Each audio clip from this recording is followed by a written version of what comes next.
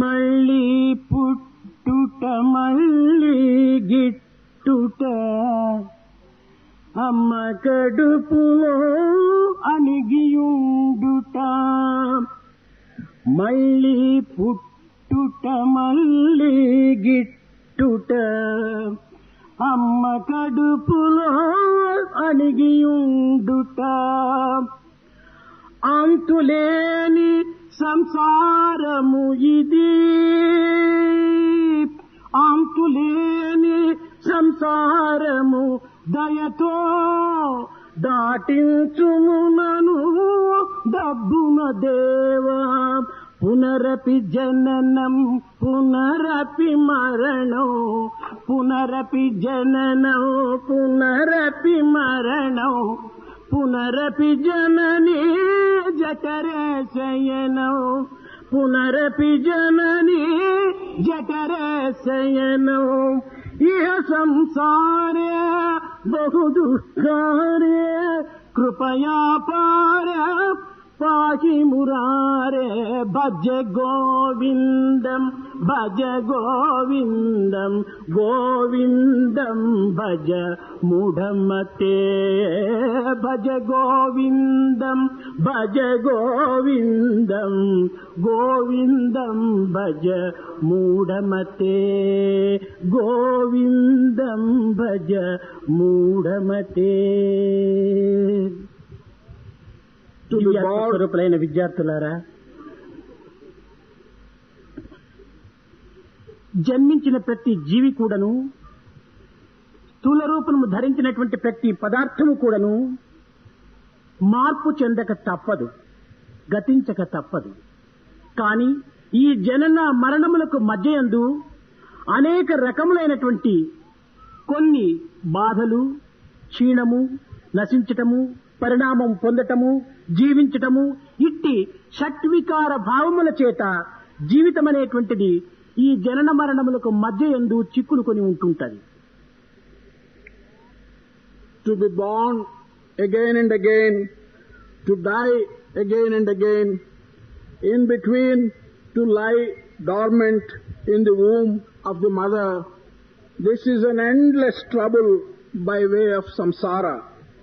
Please, O God, with your grace, get me out of this troublesome samsara.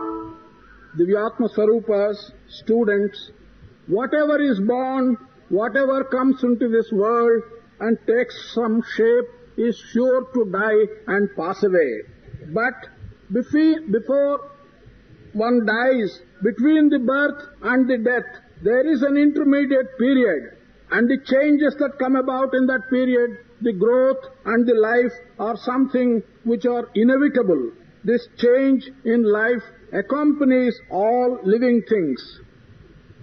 అయితే మనము ఈ పుట్టి గిట్టుటకు మధ్యలో ఉన్నటువంటి కాలమును ఏ రకమైనటువంటి మార్గమునందు మనం ప్రవేశపెట్టి మన జీవితమునకు తగినటువంటి యొక్క సార్థకతను మనం అందుకుంటున్నాము అనేటువంటి యొక్క విషయాన్ని ప్రతి మానవుడు కూడాను విచారించవలసినటువంటి అవసరము. Every human being must consider and make an enquiry in what manner is he spending the life and the time that is between one's birth and one's death. Are we making suitable use of the time and thus getting the fulfillment of the purpose of our life? నిజముగా ఇట్టి లోతుగా దిగి విచారం చేసినటువంటి యొక్క వ్యక్తికి ఒక విధమైనటువంటి వ్యక్తి కూడాను రాక తప్పదు. For one who makes a deep inquiry into the truth of all this, truly there will be some kind of awareness to such a person. అట్టి విరక్తి పొందినటువంటి యొక్క మానవుడు ఇట్టి రక్తి యందు ఒక విధమైనటువంటి యొక్క అసహ్యం కూడాను కనిపించి అనుభవించి తాను ఒక విధమైనటువంటి యొక్క భావముతో ఈ రీతిగా పలకగలడు. చెడ్డ చింత చేసి చేసి గ్రుడ్డి ఆటలాడి ఆడి ఊడిపడే తోకానికి బూటకపులు ఆటలాడి.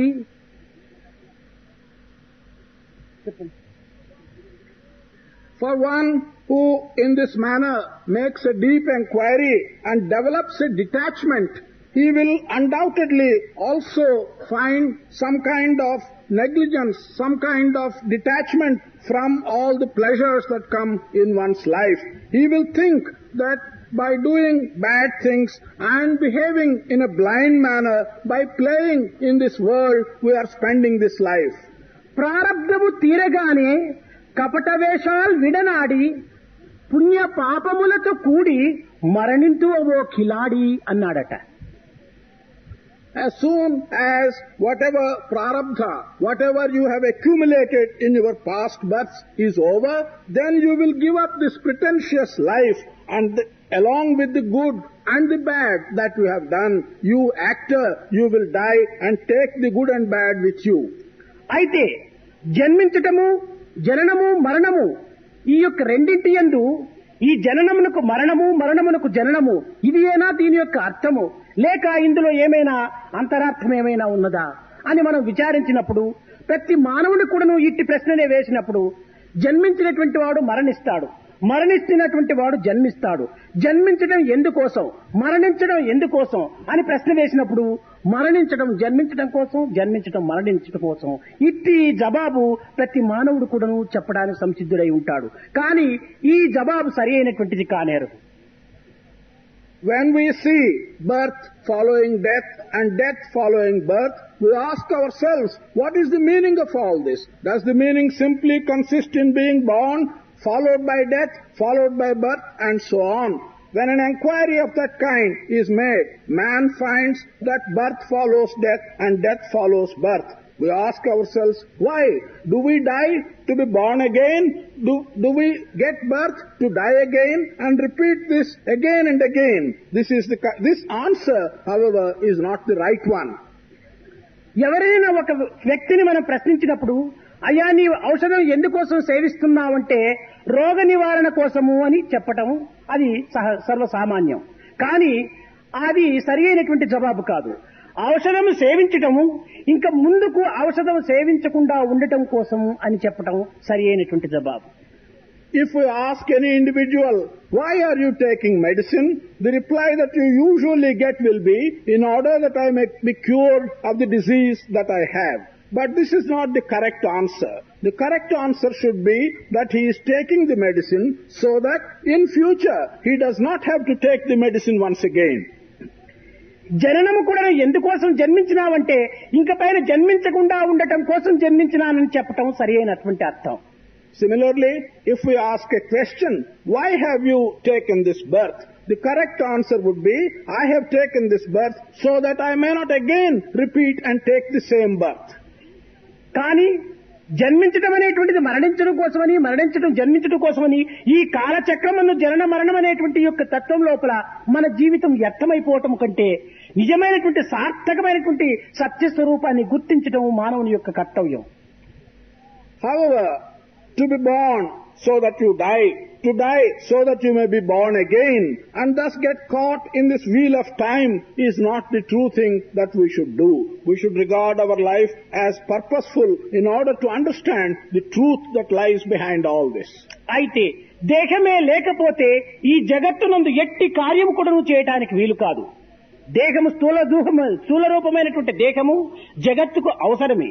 అయితే దీనిని మనం ఉపాధిగా తీసుకొని తద్వారా మనం సాధించవలసినటువంటి లక్ష్యం లోపల దీనిని ప్రవేశింపచేసుకోవటం ఇది సామాన్యమైనటువంటి యొక్క మానవత్వంలో కర్తవ్యం. Without having a body, one cannot do anything in this world. The body has got a gross shape, but this gross shape of the body has to be understood as only a means. Adopting this means, we should fulfill the main purpose for which we have come into this world. ఈ దేహము బంధనకు ఎంత కారణమో మోక్షమునకు కూడాను అంత కారణమే.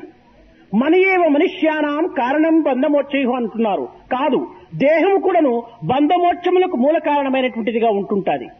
This body is as much responsible for our bondage as it is responsible for our liberation. They say that man's mind is responsible for his bondage as well as for his liberation.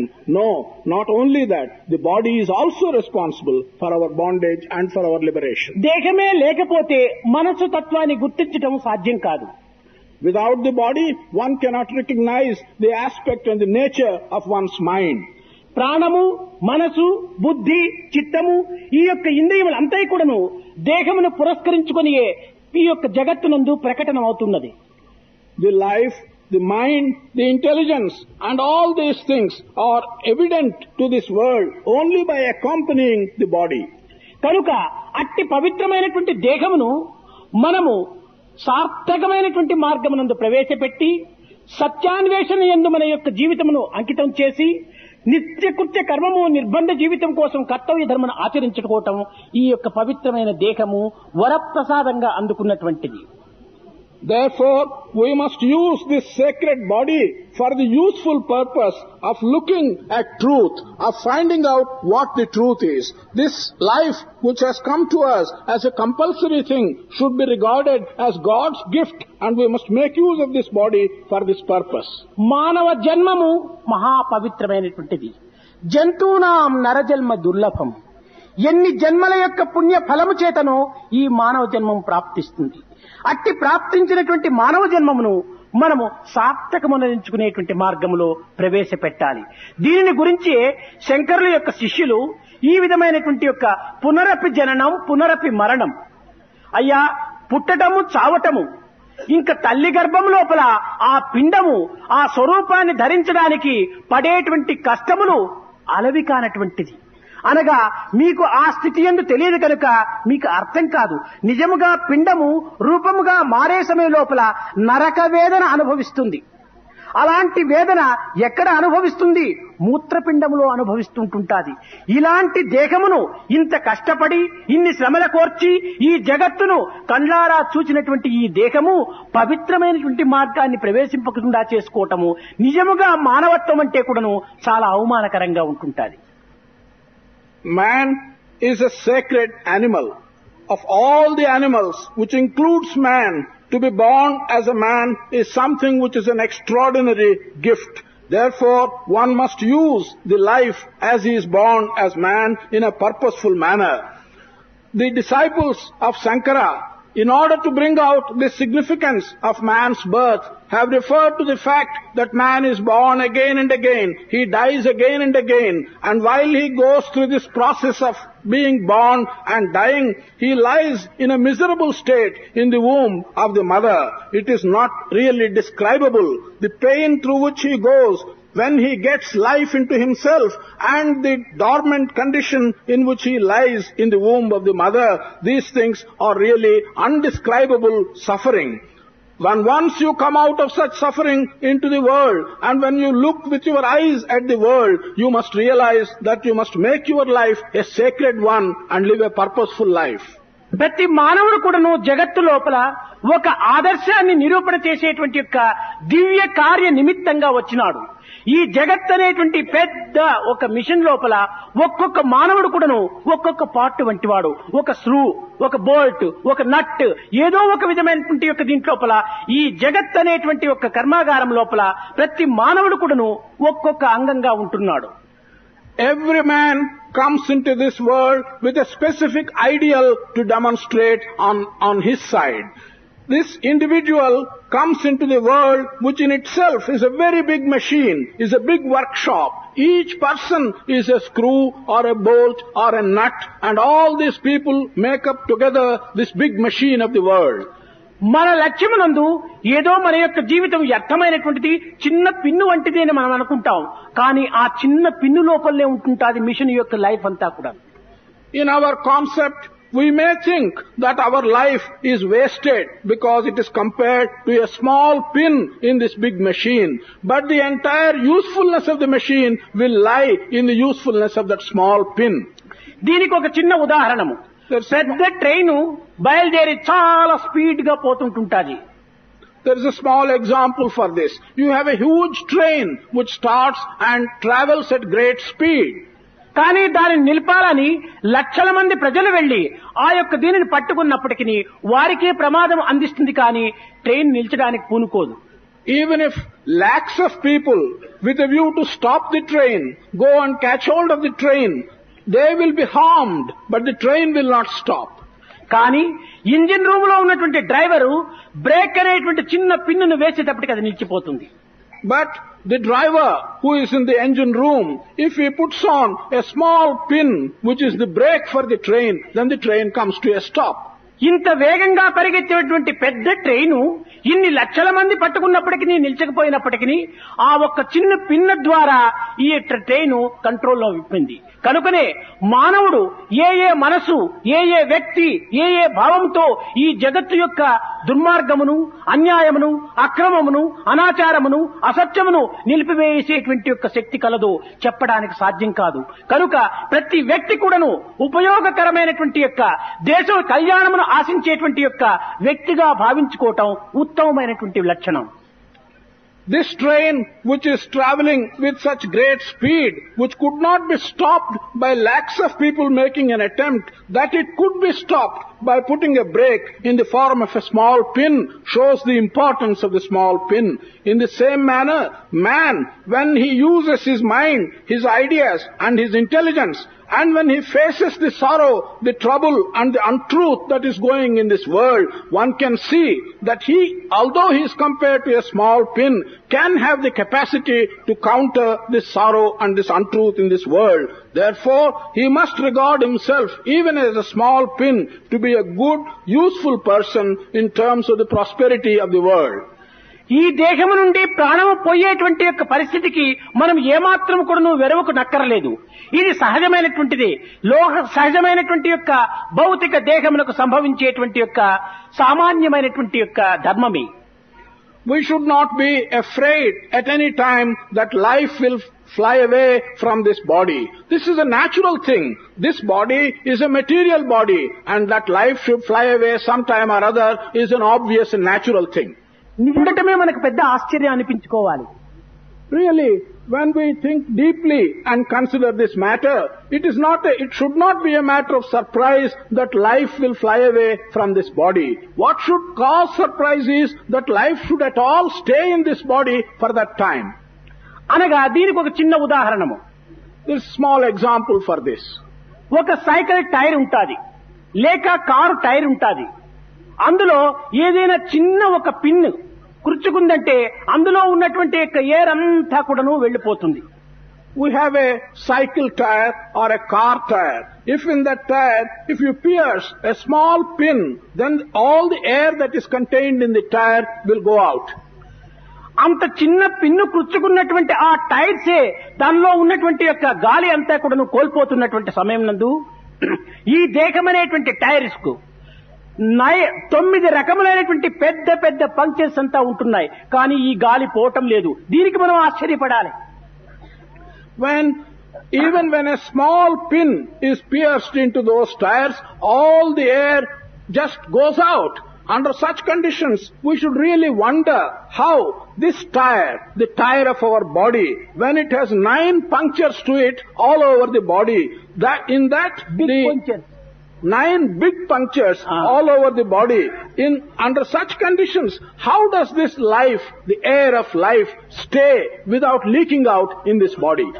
కనుక మనకు ఈ యొక్క జీవితం అనేటువంటిది ఇంతకాలం ఈ దేహాన్ని నిలబెట్టినందుకు మనము తగినటువంటి కృతజ్ఞతను అందించడానికి పవిత్రమైనటువంటి కార్యము లోపల మన కాయమును ప్రవేశపెట్టాలి.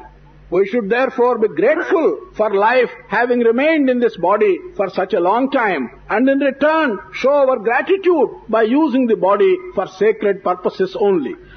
ఆ దేహమునందు ఉచ్ఛ్వాస నిశ్వాస స్వరూపుడైనటువంటి యొక్క హంస గాయత్రి జపమును స్మరించేటువంటి యొక్క ఆ యొక్క గాలి యొక్క తత్వాన్ని మనము అర్థం చేసుకోవటానికి పూనుకోవాలి. In this body, the process of breathing, taking in the breath and giving out the breath, this process should be remembered as something which reminds us of the Hamsa Gayatri, the sacred mantra of Gayatri, and we should remember that it has special significance. కనుక సర్వత్రా భగవత్ స్వరూపమే, సర్వత్రా భగవత్ యొక్క శక్తియే. కనుక మనం ఈ దేహమును మాత్రమే ఒక లక్ష్యం నందుకొని దేహమే నా యొక్క ఆధారమని, ఈ జగత్తునకు ప్రధానమని భావించుకోవటం అది సరి అయినటువంటి లక్షణం కాలేదు. దేహం అనేటువంటిది ఒక ఉపాధిగా మనం భావించి దివ్యత్వమైనటువంటి యొక్క ఆత్మతత్వమే మన యొక్క లక్ష్యం ఉంచుకున్నప్పుడు సర్వత్రా ఆనందముని అనుభవించుకోవటానికి అవకాశం ఉంటుంటుంది. కొన్ని నిమిషములకు పూర్వము పాగే చెప్పాడు, ఆదిత్య వర్ణం తమస పరస్తాత్ అన్నారు.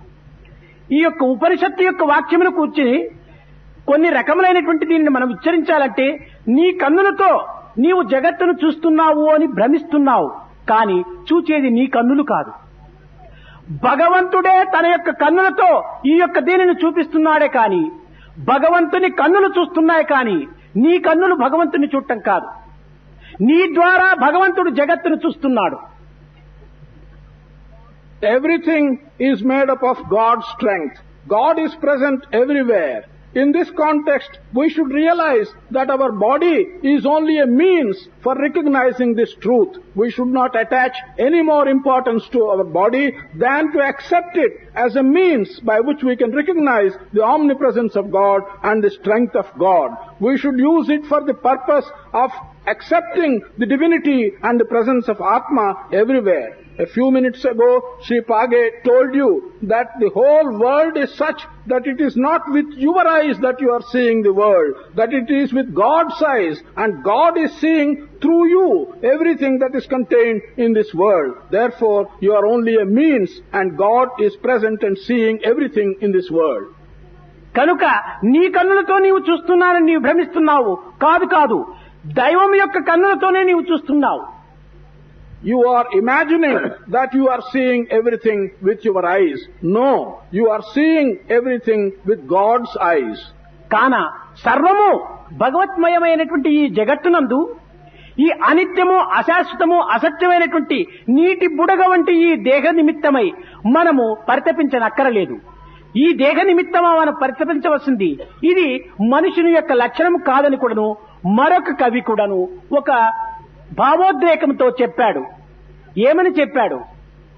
పుట్టినప్పుడు ఏడ్చినావు, చచ్చునప్పుడు ఏడ్చుతావు, మధ్యనెన్న రోగాలకు ఎన్నెందుకు ఏడ్చుతావు, ధర్మజ్ఞాని అనుసరింప ధర్మజ్ఞాని కలుగుచుండా ఉద్ధరింప ఏడ్చినావా, లేక నీ యొక్క సత్యస్వరూపాన్ని నీవు స్వరూపించడం దర్శించడం కోసమని నీవు ఏడ్చినావా?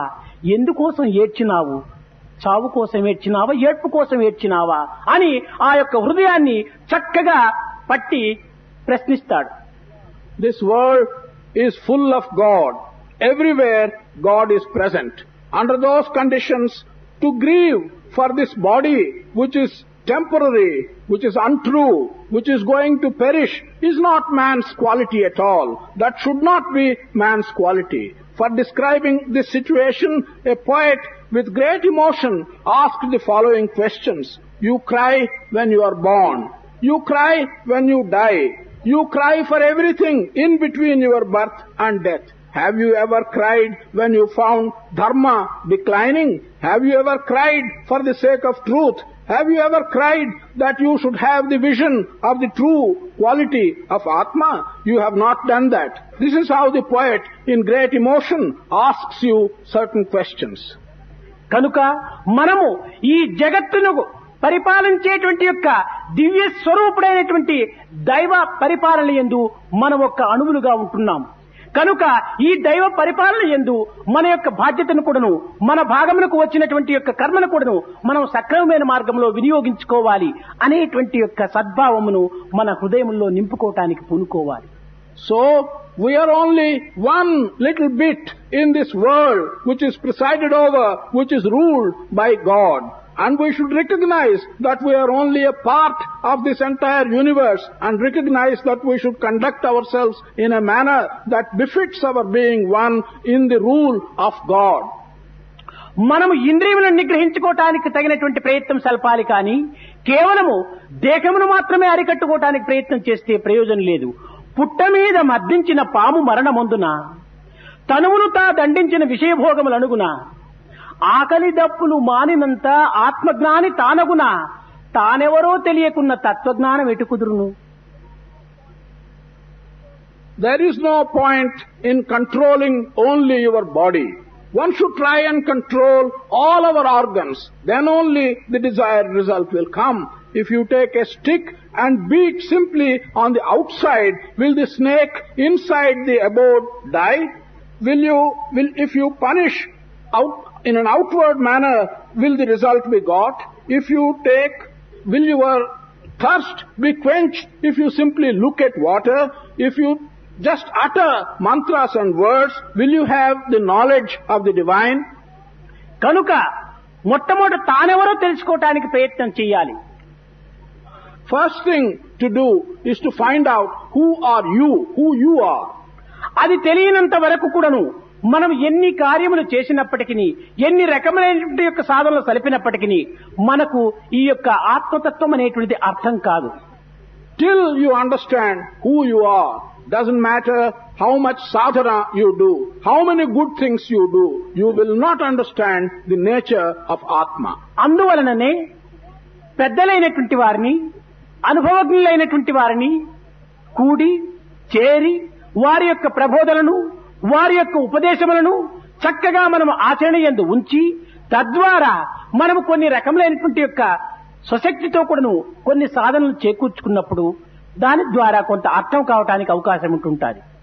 So, by going to elders, by meeting experienced people, by listening to their sayings, by understanding their teachings, and by putting them into practice, thereafter, with our own effort, ourselves doing part of these good things, that is the way by which you can understand the true situation.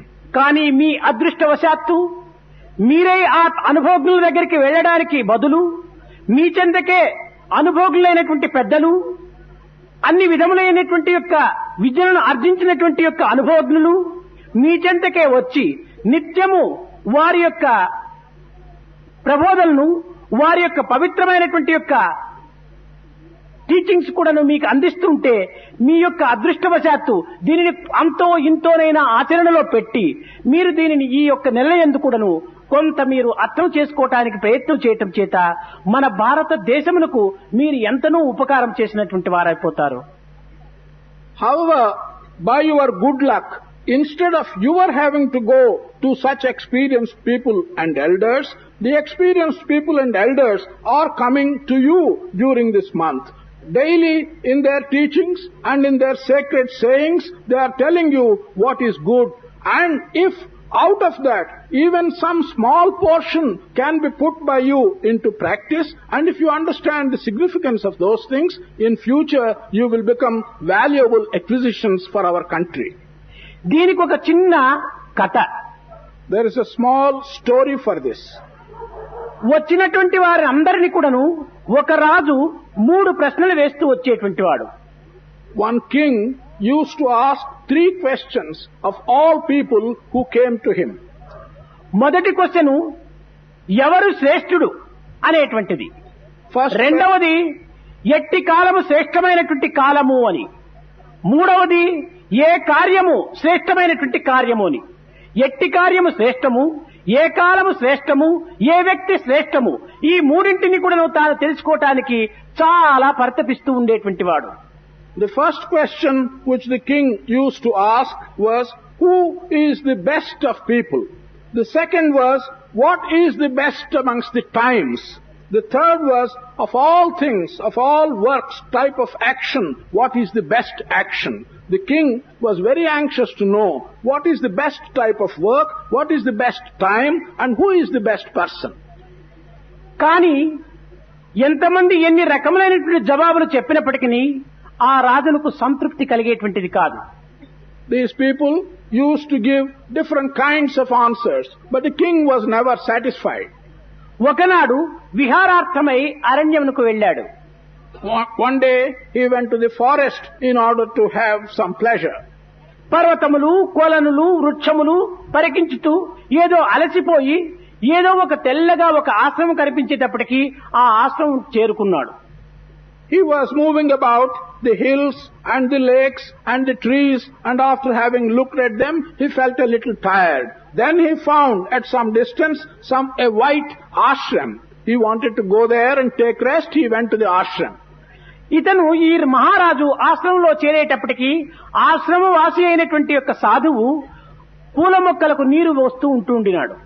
By the time this king reached the ashram, the sadhu who was living in the ashram was giving water to various flower plants. కానీ ఈ రాజు అలసి వచ్చటము తాను గమనించాడు.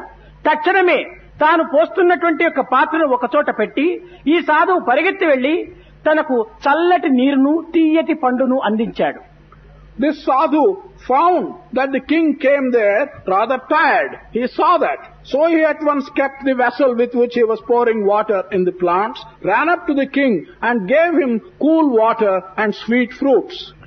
ఈ లోపలనే ఏదో ఒక వ్యక్తికి దేహమంతా గాయములు తగిలి కొంతమంది సాధువులు ఆ వ్యక్తిని ఆ ఆశ్రమానికి ఎత్తుకుని వచ్చారు. At that time, another individual was brought by other sadhus to the same ashram, and that individual was wounded all over his body. ఆ యొక్క వ్యక్తిని తెచ్చిన తక్షణమే తాను చక్కని శుద్ధమైనటువంటి జలముతో ఆ గాయములంతా కడిగి అతనికి కొన్ని రకమైనటువంటి యొక్క ఈ చెట్టు మూలికల ద్వారా ఏర్పరచుకున్నటువంటి ఔషధములు వేసి అతని ఉపశాంతి నిమిత్తమై చక్కని బోధలు చల్పుతూ అతని దగ్గర కూర్చొని మనశ్శాంతి నిమిత్తమై అతనికి చక్కని ఉపదేశములు అందిస్తూ వస్తున్నాడు. As soon as he saw the individual being brought into the ashram, he took some pure clean water and washed all the wounds, and he had some herbs of various trees with which he could cure those wounds. He gave him the herbs and he sat by his side and he was telling him various good things so that he might cause him rest and peace of mind. సాధువు యొక్క చల్లని మాటల చేత అతని బాధలంతా కూడా మర్చి చక్కగా నిద్రించాడు. By listening to the soft words of this sadhu, this wounded person forgot all his pain and he slept away. తక్షణమే ఈ మహారాజు కాలాతీతమైనది నేను ఇంక నా గ్రామమునకు వెళ్ళొస్తానని సాధువుకు కృతజ్ఞత చెప్పే నిమిత్తమై సాధువు దగ్గరికి వచ్చాడు. The king came to the sadhu with a view to tell him that it is now time for him to go back to his place, and he just wanted to express his gratitude to the sadhu. సాధువు చక్కగా ఆశీర్వదించి అతన్ని ఇంక వెళ్లి రావచ్చునని ఆజ్ఞ ఇచ్చాడు. కానీ ఈ మహారాజునకు తనలో మెదులుతున్నటువంటి ఈ మూడు కోరికలు ఈ సాధువునేమైనా అడిగితే చెప్పుతాడా అనేటువంటి ఉత్సాహంతో తిరిగి అతని దగ్గర ఈ మూడు కోరికలు కూడాను వెలువచ్చాడు. The sadhu blessed the king and said, yes, now you can go back. But the king had the 3 questions which he was asking everyone, troubling him. He thought, if I put the 3 questions to the sadhu, maybe I will get the correct answers. And he asked the 3 questions. ఈ యొక్క ప్రశ్నకు సాధువు చెప్పాడు, ఇంతవరకు జరిగింది కదా, ఇంతవరకు జరిగినటువంటి యొక్క క్రియ లోపల నీ 3 క్వశ్చన్స్ కు answers ఉన్నాయన్నాడు. Sadhu replied, yes, in what you have seen till now, in what has gone on till now, the answers to your 3 questions are contained. ఈ మహారాజుకు ఏమాత్రమూ అర్థం కాలేదు. స్వామి, నేను కొంతవరకును అమాయకుడిగా ఉంటున్నాను, ఇది ఇంతవరకు జరిగినటువంటి దాంట్లో ఏది ఈ 3 క్వశ్చన్కు ఆన్సర్ సరిగా ఉంటున్నవో తమరు విశదీకరించి చెప్పాలి అని ప్రార్థించాడు. The king did not understand.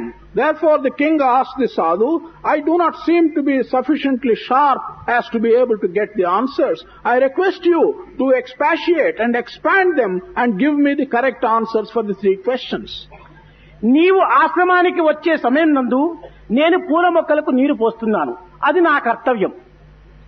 At the time when you came to the ashram, I was watering the flower plants. That was my duty. కానీ అట్టి కర్తవ్యకర్మను ఆచరించే సమయం నందు నీవు ఆశ్రమానికి వచ్చావు కనుక వచ్చిన తక్షణమే నా కర్తవ్యాన్ని అక్కడ పెట్టి తిరిగి ఆశ్రమానికి వచ్చినటువంటి అతిథి అభ్యాగతులను ఆదరించేటువంటిది నా ప్రథమ కర్తవ్యము కనుక వచ్చాను, నీకు చల్లని నీరు తీయని పండ్లు ఇచ్చాను, నీకు శ్రమ తీర్చాను. At the time when you entered the ashram, I was giving water to the plants. But as soon as you came to the ashram as a guest, my duty was to receive you. So I stopped watering the plants. I came to you, I gave you clean water, and I gave you good sweet fruits.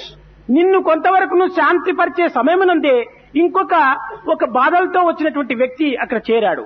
అతని బాధలను నివారించేటువంటి నిమిత్తమై నా యొక్క కర్తవ్యాన్ని నేను అక్కడ నిర్వర్తించాను. While relieving you of your pain and your tiresomeness, there came another individual who had some great troubles. Therefore, I gave up the duty of serving you and I went to that individual who is having some trouble. కనుక ఎవరు మన దగ్గరికి వచ్చి మన యొక్క సేవను కోరుతారో వారు శ్రేష్టమైనటువంటి వ్యక్తి. ఇంకా కార్యం ఏమిటి అంటావా? నా యొక్క కర్తవ్యం లోపల ఏ కాలమునందు మన యొక్క కర్తవ్యాన్ని సక్రమంగా నిర్వర్తించాలో ఆ కర్తవ్యాన్ని నిర్వర్తించడమే మనకు శ్రేష్టమైనటువంటి కర్మ. ఇంకా కాలమునందు ఏది మంచి కాలం అంటావా? వర్తమానమే మంచి కాలము. భవిష్యత్తు ఎక్కడో చేరుకొని ఉంటుండాలి. మనకు కంటికి కనిపించినటువంటి యొక్క పరిస్థితిలో ఉంటుండాలి, కంటికి కానరానటువంటి పరిస్థితిలో ఉంటుండాలి. కనుక అట్టి భవిష్యత్తును మనం విచారించి ప్రయోజనం లేదు. ఇంకా గడిచిపోయినటువంటి దానిని మనం విచారిస్తామంటే గడిచిపోయింది చూచే పంపించాము, దానిని విచారించనక్కర్లేదు. కనుక జరుగుతున్నటువంటి దానికి తగినటువంటి యొక్క బాధ్యతను మనం తీసుకోవాలి.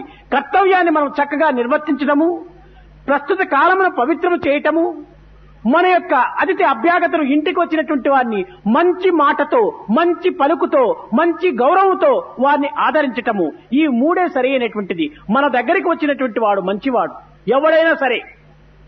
ఇంకా నీవు చేసే కర్తవ్యం ఎట్టిదైనా పర్వాలేదు, కర్తవ్యం ప్రధానమైనటువంటిది కనుక నీవు అది మంచిదిగా నీవు చూసుకో.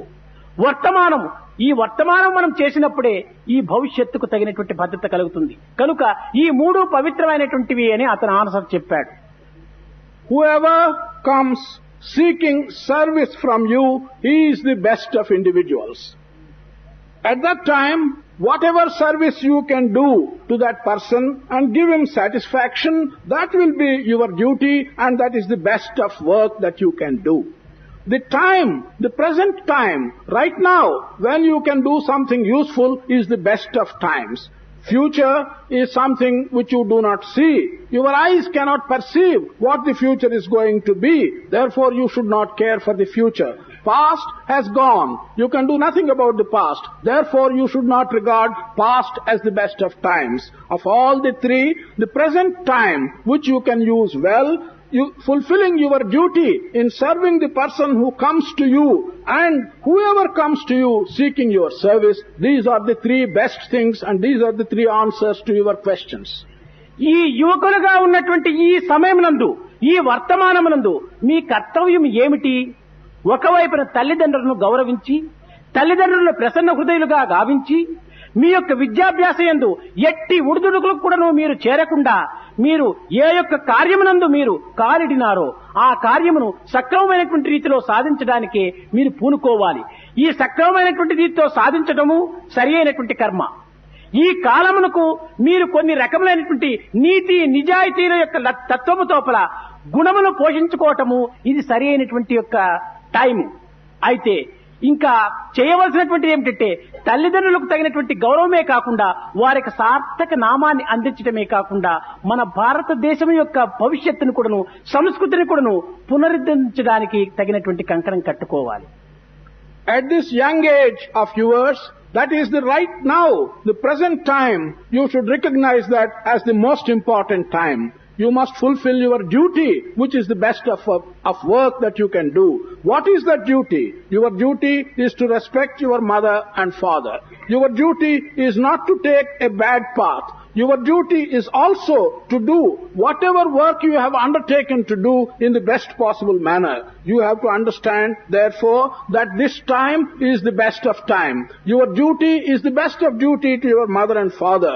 Your best of work is to do the work that you have undertaken in the best possible manner. Therefore, in doing such good work, you will not only do the best of things, you will also serve your country in the best possible manner. కనుకనే ఈ discipline, devotion, duty ఈ మూడింటిని మనం సరి అయినటువంటి రీతి లోపల ఈ వయసు లోపల భద్రపరచుకోవాలి. Therefore, these three things, discipline, devotion and duty, at this right age of yours, you must take great care and strengthen these three things. కనుక మనము కాలములో ఏది కాలము మంచిదంటే నిజంగా ఈ యొక్క వయసు ఎంత పవిత్రమైనటువంటిదో చెప్పడానికి సాధ్యం కాదు. ఈ పవిత్రమైనటువంటి వయసు లోపల అపవిత్రమైనటువంటి మార్గములు మనం త్రొక్కటం చేత మన జన్మము చాలా అల్లకల్లోలమైనటువంటి స్థితిలో అల్లాడిపోతుంది. ప్రస్తుతం మీకు తెలియదు, కానీ భవిష్యత్తుకు ఈ విధమైనటువంటి ఒక జీవితం తిరిగి రామంటే రాదు. కనుక ఉన్నటువంటి ఈ కాలమును పవిత్రమనరించుకునే నిమిత్తము మీ యొక్క గుణములు పరిశుద్ధమైనటువంటివిగా పెట్టుకోవటానికి ఈ లోకమునకు భారతదేశమునకు మన యొక్క మనసు బుద్ధి దేహము కూడాను త్యాగం చేయటానికైనా సంసిద్ధులుగా ఉండేటువంటి యొక్క పరిస్థితికి మీరు సంసిద్ధులు కావాలి. So we ask ourselves the question, what is the best of time? The best of time is the present time. The age in which you now are is the best of time. Therefore, you must do sacred things in this age. You should not do bad things in this age of yours. If you do bad things, your future life will become an utter confusion. You are not likely to realize it. In fact, in future, if your life is not properly guided, this present life will not come back to you again. So, you must attach importance to good qualities. Your mind, your intelligence, your body, and all your strength must be used for this purpose and for bringing glory to your country. అట్టి పవిత్ర కార్య నిమిత్తమై వచ్చినటువంటిదే దేహం కాని కేవలము దేహం పుట్టింది దేహం పోతుందని ఈ దేహమును అలక్ష్యం చేయటము మన యొక్క ఇది కానేరదు. మానవత్వానికి అది సరి అయినటువంటి యొక్క పవిత్రత ఎట్టిదనగా దేహమును కాపాడుకోవాలి. ఎంతవరకు మన యొక్క లక్ష్యం ఎంతవరకు ఆ లక్ష్యమును చేరేంతవరకు కూడాను దేహం భద్రమైనటువంటిదిగా ఉంటుండాలి. అంతేకాని దేహంపైనే లక్ష్యం పెట్టి మన లక్ష్యాన్ని విసర్జించి జీవితాన్ని వ్యర్థం చేసుకోవటం ఇది సరైనటువంటిది కాదు. This body is a sacred body. It has come to you for fulfilling a sacred purpose. Therefore, you should not neglect it. You should not think, oh, this is born, it is anyhow going to die, therefore let me not care for it. This is not right. You must protect it. How far should you protect it? You should protect it until you are able to reach the destination that is destined for you with the help of this body. You should not waste your life in any other manner. మంచి చేసినా చెడ్డ చేసినా దేహమును కట్టకడపటకు విసర్జించక తప్పదు. ఎట్టివారి దేహమైన లోకము లోపల అశాశ్వతమే. కానీ మనము ఉన్నంత వరకు కూడాను ఈ దేహమును తగినటువంటి శాశ్వత కీర్తిని అందుకోవాలి. కాకి వగుచు కలకాలము తిరుగక హంసమై క్షణమే ఆడుమురా. మంచి సత్కీర్తితో ఒక 5 minutes మనం జీవించినా కూడా చాలు. అపకీర్తులతో 50 years మనం జీవించి కూడా ప్రయోజనం లేదు. Whether anyone does good or bad, it does not matter. The body of all persons has to perish. Every body of every person is temporary and it is bound to perish. It is not a permanent body. Therefore, it's much better you live as a swan. What is the point in living like a crow? It's good to live like a swan and a glorious life even for 5 minutes. What is the use of living a wasteful life like a crow even for 15 years? ప్రహ్లాదుడు చెప్పాడు, చేతులారంగా శివుని పూజించరేని, నోరు నవ్వంగా హరికీర్తి నుడువరేని, దయయు సత్యంబు ధరణిలో తలుపడేని, కలుగనేటికి తల్లుల కడుపు చేట. Prahlada had said, with all your hands, use them to the fullest extent to perform puja to Shiva. సత్కార్యం, పవిత్రమైన కార్యం. Use your hands to do sacred tasks. All the time you must use your hands to do sacred tasks. Similarly, you must use your mouth for uttering the name of the Lord, Hari. And if you cannot show kindness, if you cannot show truth, what is the use of being born? Such a birth is simply to ruin the mother's health. కనుక అట్టి తల్లి గర్భమునందు జన్మించినటువంటి యొక్క పుత్రుడు ఆ తల్లి గర్భమును సంతృప్తి పరిచే నిమిత్తము కొంతవరకు మనం కృతజ్ఞత చూపాలి. మన యొక్క రుణములు 4 ఉంటున్నాయి. మాతృ రుణము, పితృ రుణము, దేవ రుణము, ఋషి రుణము. ఈ 4 రుణములు కూడా తీర్చుకునే నిమిత్తం ఈ పవిత్రమైన దేహం వచ్చింది. తల్లి ఎంత కష్టపడి తన రక్తమును, తన యొక్క ఆహారమును, తన సర్వస్వాన్ని కూడాను కుమారునికి దారబోస్తుంది. అట్టి తల్లికి కృతజ్ఞత చెప్పాలి. తండ్రికి పోషించి పెద్ద చేసి విద్యాభ్యాసం గరిపించి తగినటువంటి యొక్క సదుపాయాలను కూడా చేయించినటువంటి తండ్రికి కృతజ్ఞత చెప్పాలి. ఇట్టి పవిత్రమైనటువంటి మానవ జన్మము మనకు రావటము మహర్షుల యొక్క ఆశీర్వాదము కనుక వారికి కృతజ్ఞత చెప్పాలి. ఇట్టి అన్నింటికి కూడా మూలాధారమైనటువంటి వాడు దైవము కనుక దైవమును కృతజ్ఞత చెప్పాలి. ఏదో ఒక చిన్న ఉదాహరణము, to have been in the mother's womb and to have given her so much trouble and to be born, you must do things in such a way that you will satisfy her. You must show her gratitude. We have 4 kinds of debts in this world.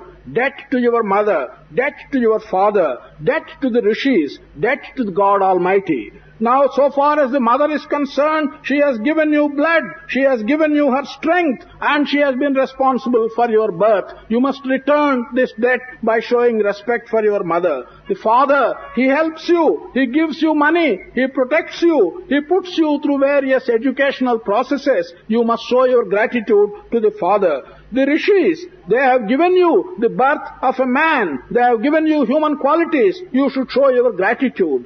Lastly, God, He has made all these things possible. You must show your gratitude to Him.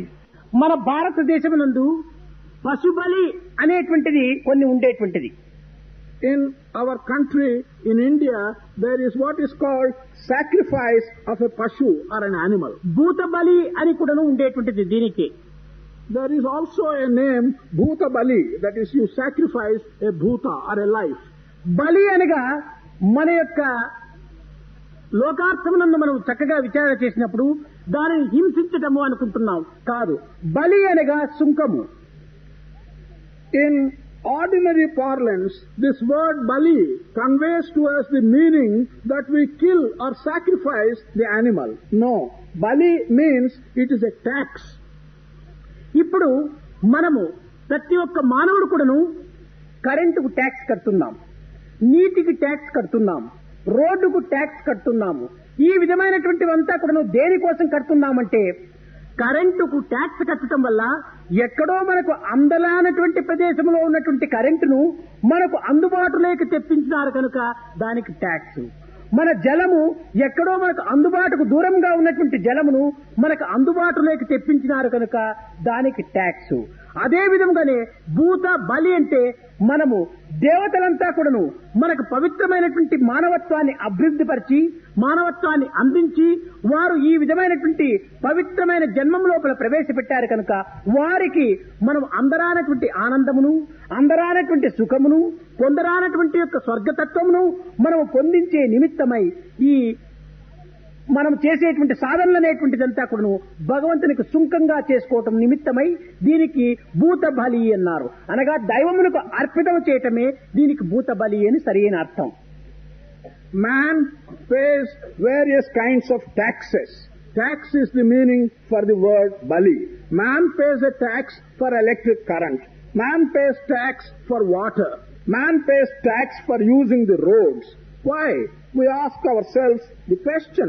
We pay tax for electric current because the current that is available at some distant place is brought to us and is given to us for use in our houses. Similarly, water that is available in some distant tank is brought to us and given to us for use in our houses. So we pay tax. We use the roads, so we pay tax. Therefore, Bhuta Bali means gods have given us this sacred birth.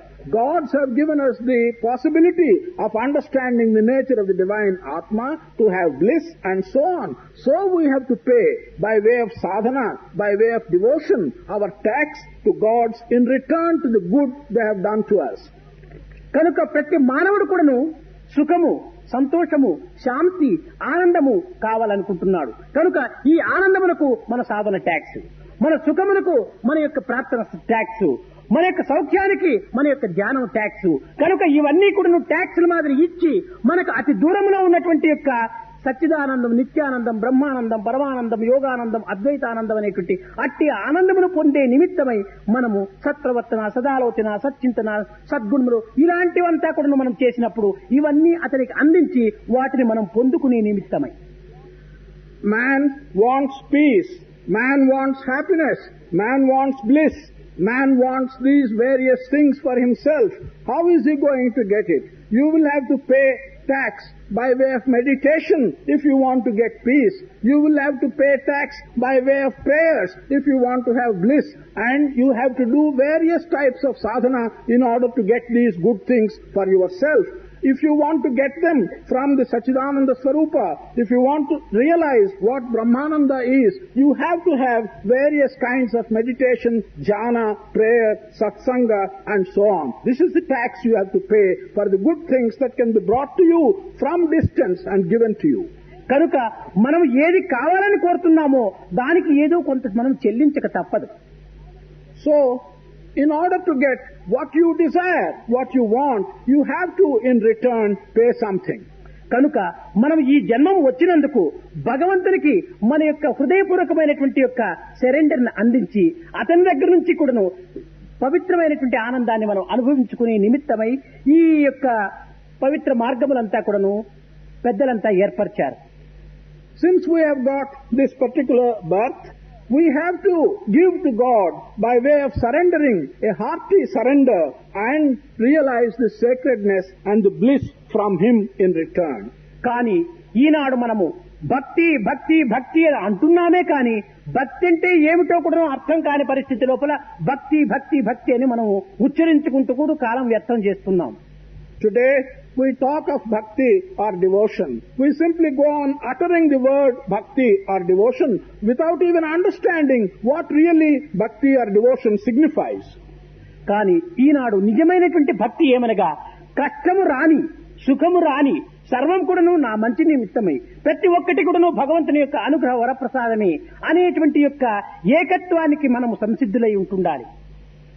What is true devotion? True devotion does not matter whether you are in troubles, does not matter whether you are happy and free from troubles. To recognize that whether it is trouble or good, whatever comes to you is only by grace of God and it is for your own good. This realization of oneness, whether it is trouble or happiness, this is true devotion. మనము ఏమి చేసినా కూడాను మన ఫలితము మన కర్మను అనుసరించే ఉంటుంటాది. Whatever we may do, the result will simply depend upon our own karma or action. నీవు ఒక ఆఫీసులో ఫుల్ టైం నీవు వర్క్ చేసివా నీకు ఫుల్ పే ఇస్తుంటాడు. కానీ హాఫ్ టైం వర్క్ చేసివా నీకు హాఫ్ పే ఇస్తుంటాడు. కానీ ఈనాడు మంచి ఫుల్ డివోషన్ లేదు, పార్ట్ టైం డివోషన్ గా ఉంటుండాలి. దానివల్ల నువ్వు చేసేది పార్ట్ టైం, అడిగేది ఫుల్ పే. ఎట్లా ఇస్తానికి వీలవుతుంది? In an office, if you work full time, you will get full pay. If you work only for half time, you will get half pay. On the contrary, today, in the matter of devotion, what we show is only part-time devotion. And we want full results and full pay in return to our part-time devotion. How can we get it? కనుక మనము మనసు అంతో ఇంతో ఇచ్చి మనము full pay అనుగ్రహం అనేటువంటిది కావాలంటే అతను ఇవ్వడు. కనుక నీవు పూర్తి నీ హృదయపూర్వకంగా నా హృదయవాసి నీవు, నీ యొక్క తత్వం వలనే ఈ జీవితం చెదులుతూ ఉంటుండాలి, కదులుతూ ఉంటుండాలి. కనుక నా యొక్క హృదయవాసి నీవు, నా యొక్క ఆత్మస్వరూపుడే నీవు, నా యొక్క సర్వస్వము నీవు అనేటువంటి దీని కింద సంపూర్ణమైనటువంటి దీని కింద అర్పితం చేసుకున్నప్పుడు నీ యొక్క సంపూర్ణ బాధ్యతలంతా కూడాను తాను తప్పక చూసుకుంటాడు. ఇందులో ఎట్టి సందేహము లేదు. ఇచ్చి చూడండి, అనుభవించండి. If you give only part of your mind, show only part devotion and ask for full return, full grace of God, it is like asking for full pay. How can you get it?